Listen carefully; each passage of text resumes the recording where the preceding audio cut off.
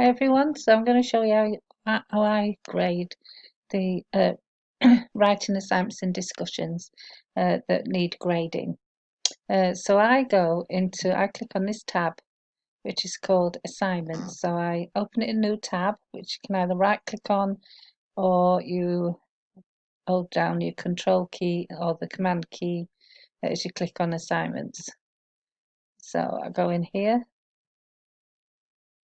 Okay, so if I just take off the search, so it lists all the writing and discussion activities uh, in your lessons that need grading. So rather than scroll down, you can just search for it and it brings up the graded ones for the lesson that you're grading. So you just click on the link, the first link. I always do them in order. The first one's a writing activity. So you've got the question there, so you can nice refresher so you know what question the students are answering.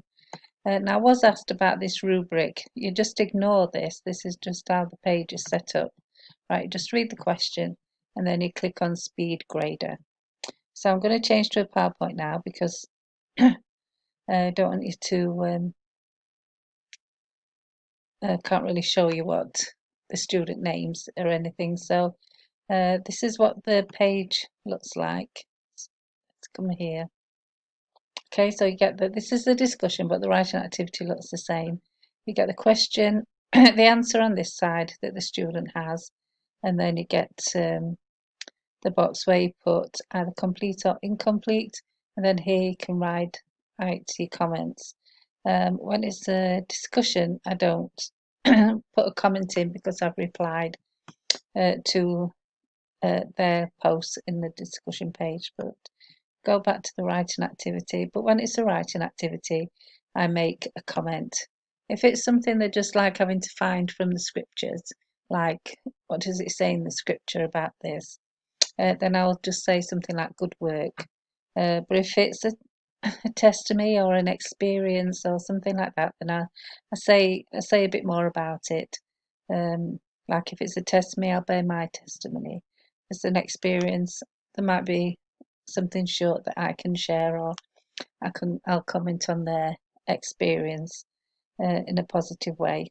So you just write in there and then click submit, and then you can go back to the next.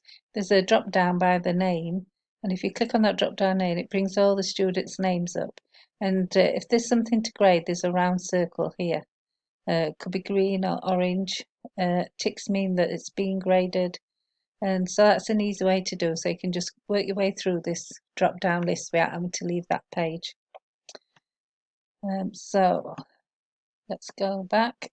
Okay, so once I've done all the writing activity, then I will go to the discussion. So I'd go back here, right click on the next one to be graded, then come to this page.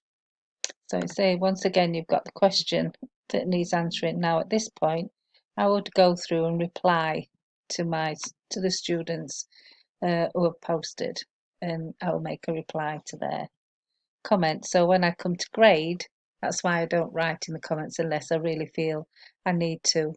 Like sometimes, especially at the beginning of the year, I'll remind them if they haven't made a reply that they should really be making a reply and encourage them to do that. So as I go through, so on this one,